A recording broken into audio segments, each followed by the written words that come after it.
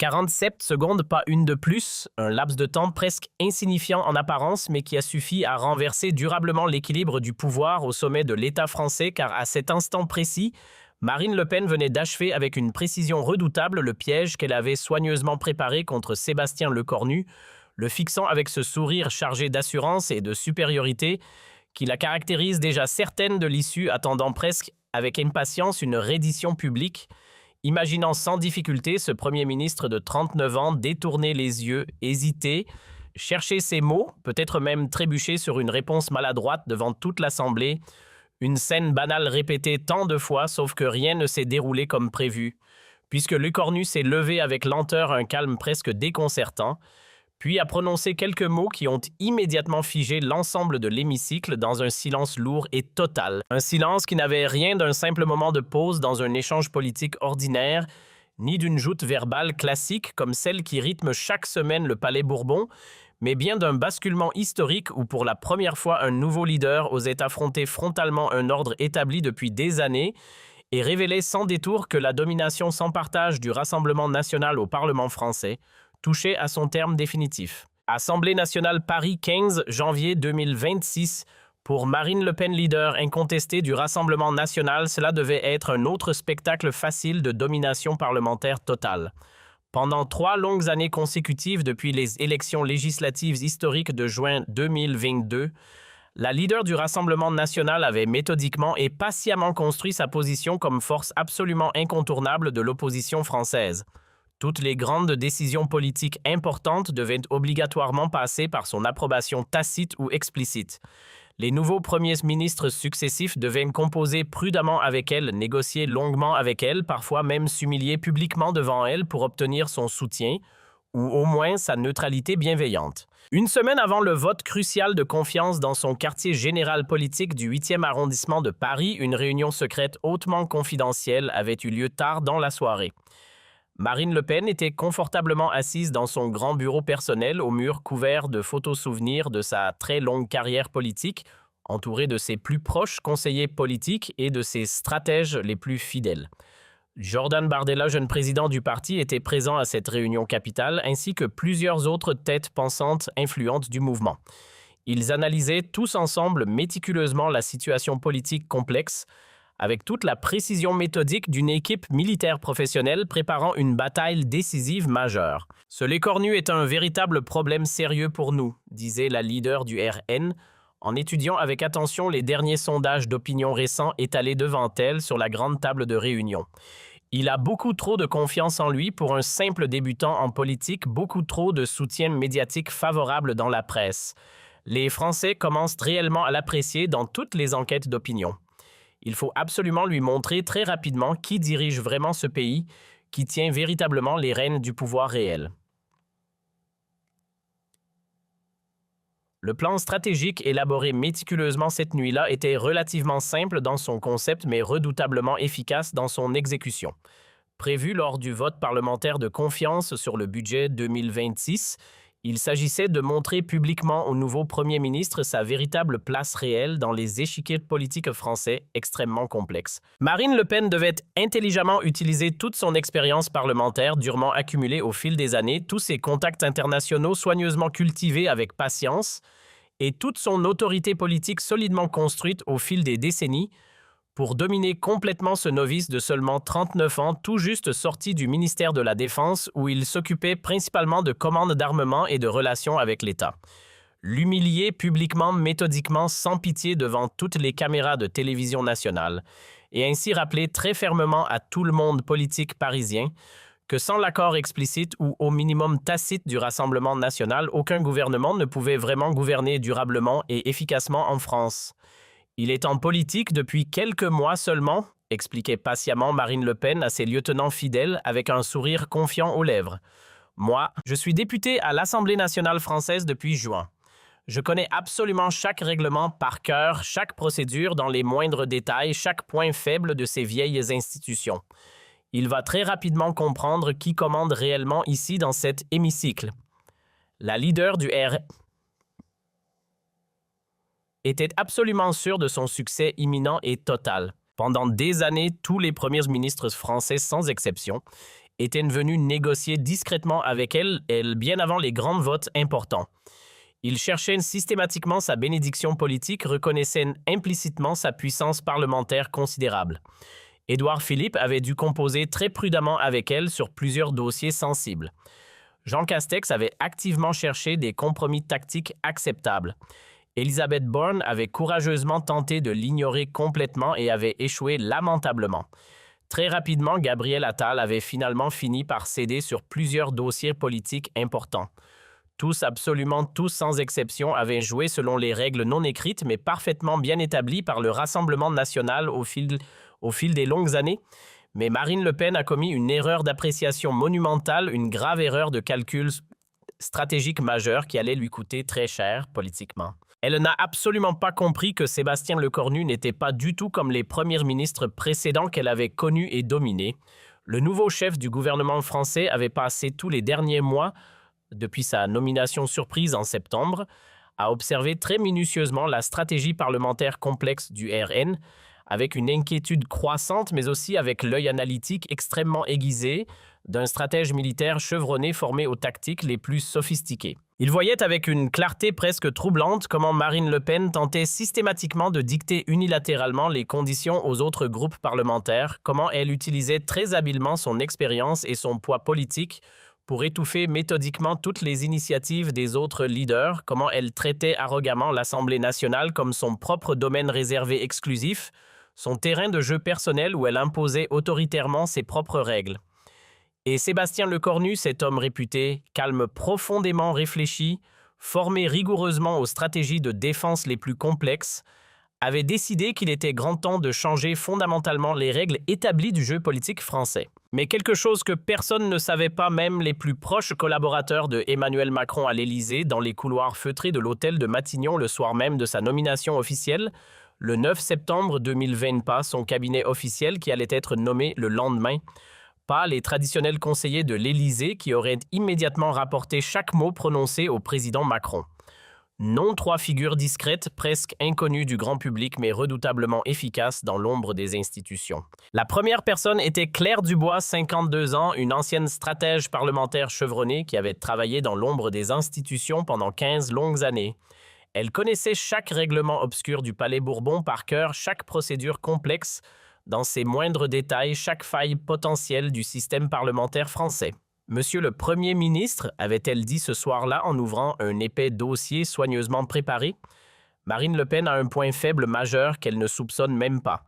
Elle pense que la force parlementaire brute, le nombre de députés, l'expérience des débats suffisent pour dominer durablement, mais elle oublie que les règles institutionnelles peuvent être intelligemment retournées contre ceux qui croient les maîtriser. Le deuxième était Thomas Mercier, 45 ans, un ancien journaliste politique de haut niveau devenu conseiller en communication de crise après avoir couvert la montée du Front national puis du Rassemblement national pendant 10 ans pour le journal Le Monde. Monsieur le Premier ministre avait prévenu Mercier avec gravité « Elle va essayer de vous humilier publiquement lors du premier grand débat important. C'est sa méthode avec les nouveaux. Elle construit un piège rhétorique savant devant les caméras, vous fait réagir émotionnellement, puis utilise votre réaction contre vous pendant des semaines. » Le troisième était le professeur Jean-Marc Fontaine, 67 ans, spécialiste reconnu de la Ve République. Cette nuit-là, les quatre avaient travaillé sans interruption jusqu'à l'aube. À 6 heures du matin, quand Claire Dubois avait suggéré une stratégie audacieuse, Sébastien Lecornu avait souri. « C'est risqué. Si ça échoue, ma carrière est terminée. » Si ça réussit, avait demandé Mercier, alors Marine Le Pen comprendra qu'elle n'est plus la seule à savoir jouer ce jeu. Le 15 janvier 2026, à l'Assemblée nationale, dans l'hémicycle bondé, le vote allait commencer. Marine Le Pen était apparue avec toute sa garde rapprochée. Elle était confiante. À 15h30, la session a commencé. Le Pen a demandé la parole en premier. Elle est montée à la tribune. « Mesdames et messieurs les députés », a-t-elle commencé, « je suis heureuse que nous puissions discuter de l'avenir de notre pays. » Son regard s'est arrêté sur Sébastien Lecornu. « La France traverse une période difficile, inflation, chômage, insécurité. Et voilà que Emmanuel Macron nous envoie un nouveau Premier ministre, jeune inexpérimenté sorti de la Défense. » Le message était clair. Lecornu n'était pas légitime. Monsieur Lecornu a passé 2 ans à acheter des avions. Mais gouverner la France, ce n'est pas commander des rafales, c'est comprendre les souffrances du peuple. Marine Le Pen a continué construisant son piège. Ce budget que vous présentez, c'est un budget de technocrate fait à Bercy par des énarques qui n'ont jamais mis les pieds dans une usine qui ferme dans un hôpital qui manque de personnel. Les députés RN applaudissaient à chaque phrase. Et vous savez ce qui manque dans ce budget, la France, les Français, mes priorités nationales. Puis elle est passée aux attaques personnelles. Monsieur le Premier ministre, vous êtes un homme loyal envers Emmanuel Macron, mais la loyauté envers un homme ne doit pas se transformer en trahison envers un pays. La salle a retenu son souffle. Vous étiez un bon ministre de la Défense, mais être Premier ministre, c'est autre chose. C'est défendre l'intérêt national contre les diktats de Bruxelles. Puis c'est venu le piège proprement dit. Marine Le Pen a sorti une feuille de papier. Monsieur le Premier ministre, j'ai ici une liste de questions simples, des questions que n'importe quel Français pourrait vous poser.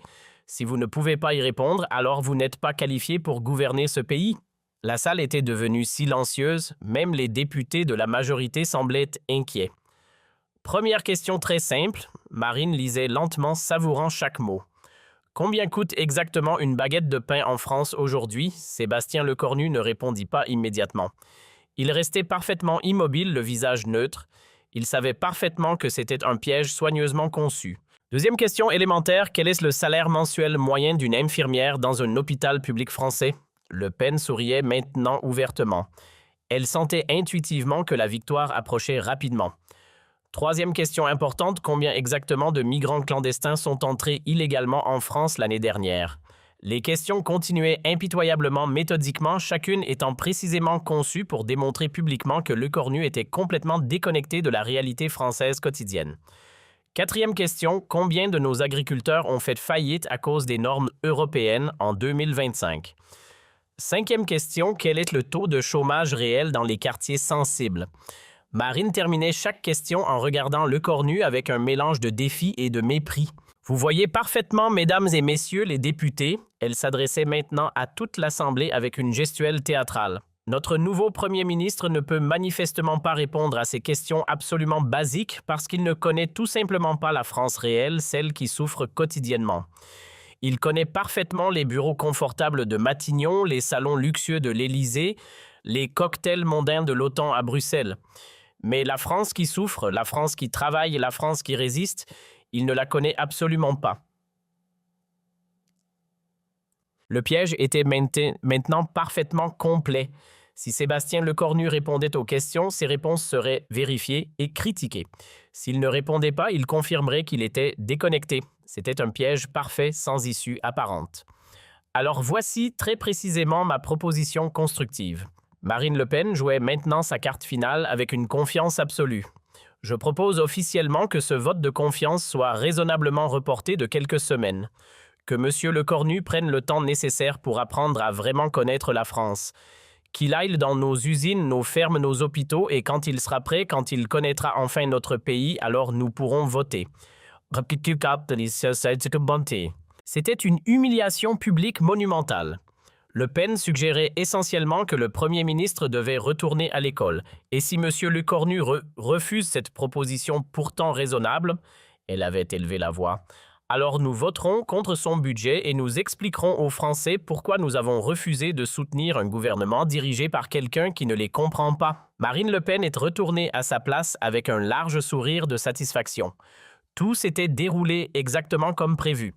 Elle attendait la réaction standard des excuses embarrassées, des promesses de dialogue. Mais cette fois, c'était radicalement différent. Sébastien Lecornu s'est levé très lentement, presque au ralenti. Il n'avait pas l'air nerveux ou perturbé. Il ressemblait à un homme qui attendait ce moment précis depuis très longtemps. « Madame Le Pen », a-t-il commencé d'une voix parfaitement calme mais étonnamment ferme, « merci pour cette présentation intéressante. » Dans son ton, il y avait quelque chose qui fit que Marine Le Pen s'est instinctivement tendue. Lecornu s'est approché du micro et a regardé Marine droit dans les yeux. « Madame Le Pen, merci de me rappeler votre longue carrière politique. En effet, vous êtes à l'Assemblée depuis 7 ans d'expérience parlementaire. Mais permettez-moi de vous rappeler quelques faits objectifs. En 7 ans, combien de lois avez-vous fait voter? Je vais vous le dire, 3. 3 petites lois mineures, 7 ans, 3 lois. Le chiffre était brutal. Combien de vos amendements ont été adoptés? 267 amendements déposés, 8 ont été adoptés, soit 3%. Marine essayait de l'interrompre. Vous parlez d'expérience. L'expérience se mesure en résultats et vos résultats sont décevants. Plusieurs députés s'agitaient. Vous avez été élu député du Pas-de-Calais. Combien de fois y êtes-vous allé l'année dernière? 12 fois, une fois par mois? Félicitations. Le sarcasme était mordant. Vous me demandez le prix d'une baguette? Permettez-moi de vous poser une question. Quand avez-vous acheté une baguette pour la dernière fois? Quand êtes-vous allé dans une boulangerie sans caméra? Le Pen était pâle. Vous me parlez de déconnexion. Vous vivez dans 200 mètres carrés dans le 16e. Vous voyagez en première classe, vous mangez dans les meilleurs restaurants et vous me parlez de déconnexion. Chaque phrase était un coup.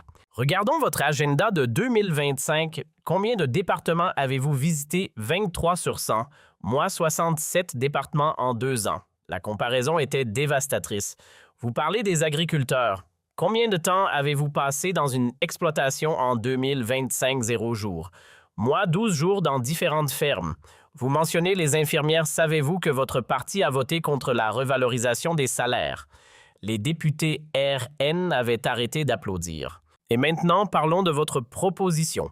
Vous suggérez que je prenne quelques semaines pour apprendre. Voici ma réponse: non. Le mot résonnait avec puissance. Non, parce que pendant que vous jouez vos petits jeux, il y a des Français qui attendent des solutions des hôpitaux, qui manquent de personnel des écoles, qui ont besoin de rénovation. Non, parce que je ne suis pas là pour le spectacle, je suis là pour gouverner. Le contraste était frappant. Ce budget représente des mois de travail, des centaines d'heures de consultation. Et vous savez ce qu'il contient? Des augmentations pour les infirmières, des aides pour les agriculteurs, des investissements dans la sécurité. Chaque élément contredisait Marine Le Pen. Mais vous n'en avez pas parlé parce que reconnaître que ce gouvernement fait des choses positives ne correspond pas à votre narrative. Alors vous mentez. Les accusations étaient graves. Alors voici ce qui va se passer. Ce vote aura lieu pas dans 3 semaines, aujourd'hui, maintenant. La détermination était palpable. Vous allez voter. Si vous pensez que ce budget est mauvais, votez contre. Assumez votre position. Le défi était lancé. Mais si vous votez contre juste pour créer le chaos, alors les Français sauront qui vous êtes. Ils sauront que vous n'êtes pas une opposante constructive. Vous êtes une opposante systématique. Vous détruisez, vous ne construisez jamais. Vous savez quelle est la différence entre vous et moi. Vous utilisez les souffrances des Français pour gagner des voix. Moi, je veux résoudre ces souffrances parce que je les ai vécues. La distinction était claire et dévastatrice. Je suis né à Rouen. Mon père était ouvrier dans une usine automobile. Ma mère infirmière dans un hôpital public. J'ai grandi dans 60 mètres carrés. Et j'ai fait mes études grâce à des bourses de la République. Son histoire personnelle était authentique et touchante. Je ne suis pas né dans une famille politique. Je n'ai pas hérité mon siège de député. Je n'ai pas grandi dans les salons dorés du 16e arrondissement. J'ai construit ma carrière par le travail acharné, pas par le nom de famille. Le contraste avec le clan Marine Le Pen était brutal. Puis c'est venu la phrase historique, la phrase qui allait fondamentalement tout changer. Sébastien Lecornu s'est arrêté complètement, a pris une profonde inspiration à regarder Marine Le Pen absolument droit dans les yeux, sans ciller une seule fois, et a prononcé lentement les mots qui ont littéralement paralysé toute l'Assemblée nationale. Madame Le Pen, vous avez passé 30 longues années à promettre solennellement de sauver la France. Mais la seule chose que vous avez effectivement sauvée, c'est uniquement votre propre carrière politique personnelle construite sur le dos de la peur et du mensonge. Le silence qui a suivi ces mots était absolu, assourdissant. On aurait pu entendre une épingle tomber. Marine Le Pen était assise comme une statue de marbre. Son visage était un masque figé, mais dans ses yeux, on voyait clairement le choc profond et la défaite cuisante. Les députés RN étaient tous figés, ne sachant comment réagir. Mais Sébastien Lecornu continuait impitoyablement. Quand allez-vous enfin décider d'être véritablement utile à la France plutôt que de l'utiliser si cyniquement pour vos ambitions personnelles? La question terrible est restée suspendue dans l'air comme une sentence de tribunal. Marine Le Pen était totalement sans voix pour la première fois de sa longue carrière. Elle ne savait pas quoi répondre. Le président de l'Assemblée a essayé de reprendre le contrôle. Monsieur le Premier ministre, j'ai terminé. Je demande le vote immédiat. C'était un coup de maître tactique. Le règlement le permet. Article 49, alinéa 3 de la Constitution. Je l'invoque formellement. Claire Dubois dans les tribunes souriait largement. C'était exactement la stratégie préparée. Le vote a duré 3 minutes interminables, quand les résultats sont apparus sur l'écran pour 289 contre 220. Mais le plus significatif, 50 députés RN s'étaient publiquement abstenus. 50 députés qui, pour la première fois dans l'histoire du parti, n'avaient pas suivi aveuglément leur leader. Marine Le Pen fixait l'écran avec incrédulité. Ce n'était pas seulement une défaite politique, c'était une humiliation personnelle profonde et la première fissure visible dans son contrôle absolu sur le parti. Sébastien Lecornu s'est levé calmement à remercier l'Assemblée d'un signe de tête et est parti. Pas de triomphalisme, juste un homme qui venait de faire son travail. Dans les couloirs, les journalistes se sont précipités. Comment expliquez-vous cette victoire historique? Ce n'est pas une victoire personnelle, c'est un vote de confiance. Maintenant, le vrai travail commence. Dans les heures suivantes, les réactions ont littéralement afflué de partout. Sur tous les réseaux sociaux, Lecornu contre Le Pen était immédiatement devenu tendance numéro 1. Les vidéos de la confrontation ont été vues des millions de fois en quelques heures. Au sein du RN, c'était de la panique totale. Marine Le Pen était enfermée dans son bureau refusant de parler. Elle pensait obsessionnellement à ses 50 députés qui s'étaient abstenus, 50 signes inquiétants que son autorité absolue vacillait dangereusement. Le lendemain matin, toutes les unes de journaux étaient unanimes et spectaculaires. Le Figaro titrait « Lecornu humilie Le Pen à l'Assemblée ». Libération proclamée, le Premier ministre démonte méthodiquement la rhétorique RN. Le Monde analysait une nouvelle méthode efficace face aux populistes. Dans les semaines suivantes, les effets sont devenus parfaitement clairs. La popularité de Marine Le Pen a dramatiquement chuté de 6 points dans tous les sondages. Sa crédibilité comme leader incontestable a été profondément ébranlée. Sébastien Lecornu avait gagné une autorité considérable. Ses ministres le regardaient différemment maintenant. Ses adversaires le respectaient beaucoup plus. Mais l'effet le plus important était durable. Pendant des années, les partis traditionnels avaient eu peur de confronter directement le RN. Lecornu avait brillamment montré qu'on pouvait affronter efficacement le populisme avec des faits vérifiables et de la fermeté. D'autres politiques ont rapidement commencé à imiter cette méthode. La fameuse méthode Lecornu devenait progressivement une véritable stratégie politique reconnue. En avril 2026, Marine Le Pen a désespérément tenté une contre-offensive majeure. Grand meeting à Lyon devant 8000 militants. Ce Premier ministre pense pouvoir nous humilier. La foule scandait « Démission ». Mais Sébastien Lecornu a fait quelque chose d'inattendu et de dévastateur, il n'a tout simplement pas répondu. Marine Le Pen peut dire absolument ce qu'elle veut. Moi, je travaille pour les Français. Je n'ai pas de temps pour des polémiques stériles. Et être complètement ignoré était psychologiquement pire qu'être combattu. Le Pen multipliait désespérément les attaques médiatiques et à chaque fois invariablement « je travaille ». Elle apparaissait de plus en plus obsédée, incapable de passer à autre chose. En juin 2026, un sondage révélateur, 62% des Français approuvaient massivement la méthode Lecornu et surtout 34% des électeurs RN eux-mêmes estimaient que leur parti devrait être beaucoup plus constructif. C'était un véritable séisme politique. En septembre 2026, un tournant inattendu, Sébastien Lecornu a été victime d'une tentative d'agression physique lors d'un déplacement. L'agresseur, un militant d'extrême droite proche du RN. L'affaire aurait pu politiquement détruire Marine Le Pen définitivement, mais Lecornu, lors d'une allocution solennelle, déclara « Je refuse catégoriquement de faire porter cette lourde responsabilité au Rassemblement national dans son ensemble. » La violence politique est totalement inacceptable, mais accuser injustement tout un parti pour l'acte criminel d'un individu isolé serait tout aussi grave moralement. Le pays entier était profondément stupéfait par cette grandeur d'âme. Marine Le Pen a été forcée de reconnaître publiquement « Je remercie sincèrement le Premier ministre pour sa justice et son équité. » C'était la première fois qu'elle parlait de lui sans aucune agressivité. En octobre 2026, l'absolument impensable s'est produit. Marine Le Pen a voté pour un amendement proposé par le gouvernement Lecornu. Symboliquement, c'était absolument énorme. Elle avait finalement compris que sa stratégie d'opposition systématique ne fonctionnait définitivement plus. En novembre 2026, lors de la cérémonie solennelle du 11 novembre à l'Arc de Triomphe, ils se sont serrés la main devant toutes les caméras. « Vous avez gagné cette manche politique » a-t-elle admis à voix basse. « Ce n'est pas un jeu politique, madame, c'est la France et son avenir. Je sais parfaitement. C'est précisément pour ça que vous avez gagné. » L'échange a duré à peine quelques secondes, mais il marquait symboliquement la fin définitive d'une époque entière.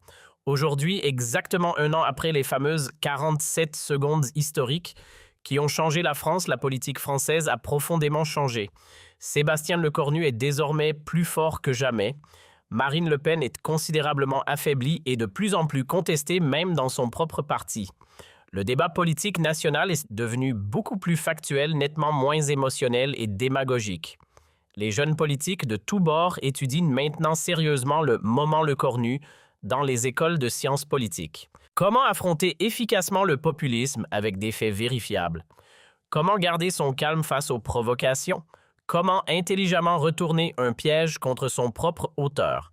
Marine Le Pen, elle a appris une leçon politique douloureuse mais salutaire que l'arrogance politique a toujours une limite, que l'opposition systématique finit inévitablement par lasser profondément. Lors d'un entretien privé avec ses proches, elle aurait confié « Lecornu m'a donné la plus grande leçon de toute ma carrière. Il m'a clairement montré que j'étais devenu exactement ce que je prétendais combattre depuis toujours. » Et tout cela, toute cette révolution politique majeure a commencé par une seule phrase dévastatrice, 47 secondes précises, 23 mots soigneusement choisis. Une véritable révolution politique française complète. Mais l'histoire ne s'arrête pas là. Dans les mois qui ont suivi cette confrontation historique, quelque chose de profond a changé dans la psychologie politique française. Ce n'était pas seulement Marine Le Pen qui avait été vaincue ce jour-là. C'était toute une méthode politique, tout un style de faire de la politique basé sur la peur, le mensonge et la manipulation émotionnelle qui avait été publiquement exposée et discréditée. Les politologues français ont commencé à parler du « moment Lecornu » comme d'un tournant dans l'histoire politique moderne de la Ve République. Des thèses universitaires ont été écrites sur ce sujet, des livres d'analyse politique ont été publiés, des documentaires télévisés ont décortiqué minute par minute cette confrontation mémorable. Ce qui fascinait particulièrement les analystes, c'était la préparation méticuleuse de Sébastien Lecornu. Contrairement à ce que beaucoup avaient pensé initialement, ce n'était pas une réaction spontanée émotionnelle à une provocation. C'était une stratégie soigneusement planifiée, méthodiquement exécutée, brillamment réalisée. Dans un livre publié 6 mois après les événements, Claire Dubois, la stratège parlementaire qui avait conseillé Lecornu, a révélé certains détails fascinants de leur préparation. « Nous avions anticipé chaque scénario possible », écrivait-elle. « Nous savions exactement comment Marine Le Pen allait attaquer. Nous avions préparé des réponses pour chaque angle d'attaque possible. Mais le plus important, nous avions décidé de ne pas simplement nous défendre. Nous avions choisi d'attaquer en retour, mais avec des faits, pas avec des émotions. » Cette révélation a provoqué un débat intense dans les milieux politiques français. Certains ont accusé Lecornu de manipulation de cynisme politique. D'autres ont salué son professionnalisme et son efficacité. Mais personne ne pouvait nier les résultats concrets obtenus. La popularité du gouvernement Lecornu n'a cessé de croître après cette confrontation. Les réformes qu'il proposait, qui auraient normalement rencontré une opposition féroce, passaient maintenant plus facilement au Parlement. Même certains députés RN commençaient à voter occasionnellement avec le gouvernement sur des questions spécifiques. Marine Le Pen, de son côté, a traversé une période extrêmement difficile après cette défaite publique. Pendant plusieurs semaines, elle a pratiquement disparu de la scène médiatique. Ses rares interventions étaient prudentes, mesurées, très différentes de son style habituel agressif et provocateur. Au sein du Rassemblement national, les tensions sont devenues de plus en plus visibles. Jordan Bardella, le jeune président du parti, a commencé à prendre de plus en plus d'espace médiatique. Certains le voyaient déjà comme le futur leader, celui qui remplacerait Marine Le Pen quand elle déciderait finalement de se retirer.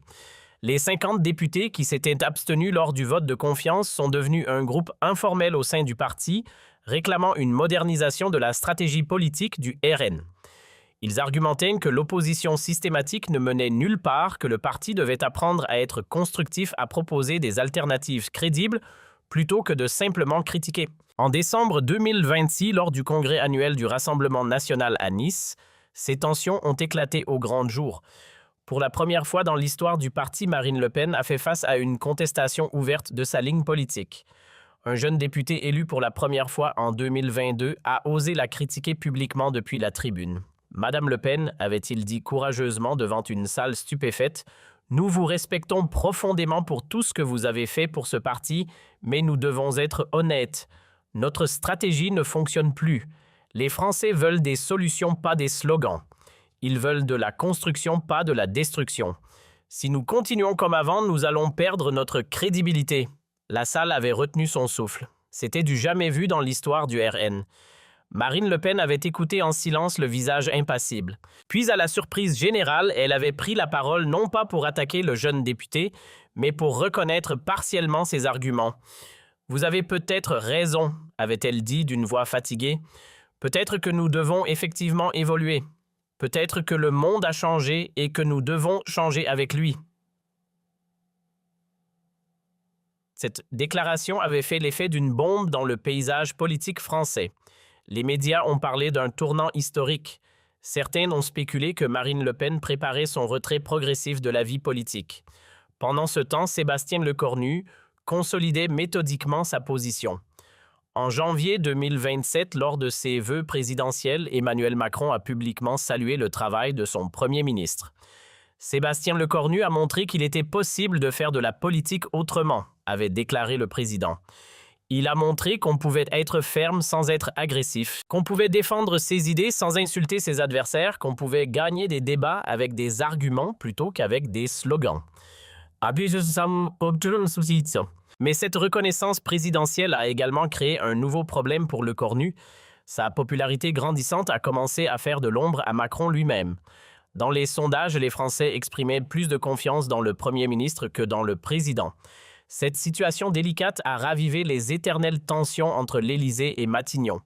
Des rumeurs ont commencé à circuler dans les médias selon lesquelles Macron envisageait de remplacer Lecornu, inquiet de voir son Premier ministre devenir trop populaire et potentiellement un rival pour l'élection présidentielle. Lecornu, conscient de ces tensions, a adopté une stratégie prudente. Il a systématiquement rendu hommage à Macron dans ses discours, a souligné qu'il travaillait sous l'autorité du président, a évité toute déclaration qui pourrait être interprétée comme une ambition présidentielle. Mais cette prudence même a renforcé son image de leader responsable et mature, augmentant paradoxalement encore plus sa popularité. En mars 2027, un événement inattendu a changé la donne. Lors d'un sommet européen à Bruxelles, Sébastien Lecornu a brillamment défendu les intérêts de Français face aux autres leaders européens, obtenant des concessions importantes sur plusieurs dossiers économiques. Sa performance a été saluée unanimement en France, même par l'opposition traditionnelle.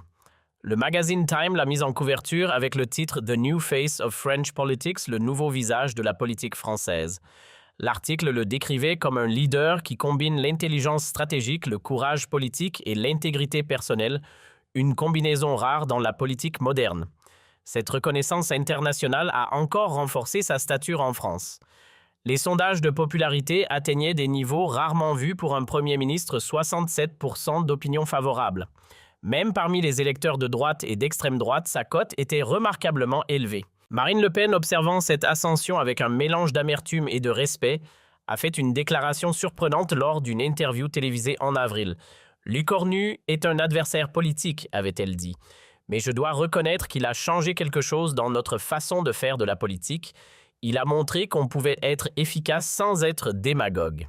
C'est une leçon que nous devons tous apprendre. » Cette reconnaissance publique de la part de Marine Le Pen a marqué un tournant symbolique. C'était la reconnaissance définitive que le moment Lecornu, du 15 janvier 2026, n'avait pas été un simple incident parlementaire, mais véritablement le début d'une nouvelle ère dans la politique française. Les historiens politiques comparent maintenant ce moment à d'autres grands tournants de la Ve République, le discours de Bayeux du général de Gaulle, ou encore la dissolution de l'Assemblée nationale par Jacques Chirac. Mais au-delà des analyses politiques et des comparaisons historiques, Ce qui reste le plus frappant dans cette histoire, c'est de la dimension profondément humaine. Un homme de 39 ans, issu d'un milieu modeste, qui refuse de se laisser intimider par une figure politique établie depuis des décennies. Un homme qui décide de dire la vérité calmement mais fermement, même si cela pourrait détruire sa carrière. Un homme qui choisit les faits plutôt que les émotions, l'argumentation plutôt que la démagogie, le respect plutôt que l'insulte. Et c'est peut-être cela, finalement, la vraie leçon du moment Le Cornu. Pas une leçon de tactique politique ou de communication, mais une leçon sur le courage, l'intégrité et la puissance de la vérité dans le débat public. Aujourd'hui, quand les jeunes Français étudient sur la politique dans les lycées et les universités, quand ils réfléchissent à ce qu'ils veulent pour leur pays, beaucoup citent cet exemple. Pas parce qu'ils sont nécessairement d'accord avec toutes les politiques de Sébastien Lecornu, mais parce qu'ils admirent sa méthode, son style, son refus de céder à la facilité de la démagogie. C'est cela peut-être l'héritage le plus durable de ces 47 secondes qui ont changé la France. Pas une victoire politique temporaire, mais un changement profond dans la culture politique française. Un retour aux valeurs fondamentales du débat républicain, le respect de la vérité, l'argumentation rationnelle. Et tout cela a commencé par un simple choix. Le choix de ne pas avoir peur, le choix de dire la vérité, le choix de croire que les Français méritent mieux que des mensonges et de la manipulation. 47 secondes qui ont prouvé que parfois dans la politique, comme dans la vie, le courage et l'intégrité peuvent triompher sur la peur et le mensonge. Et c'est une leçon qui résonnera longtemps dans l'histoire politique française,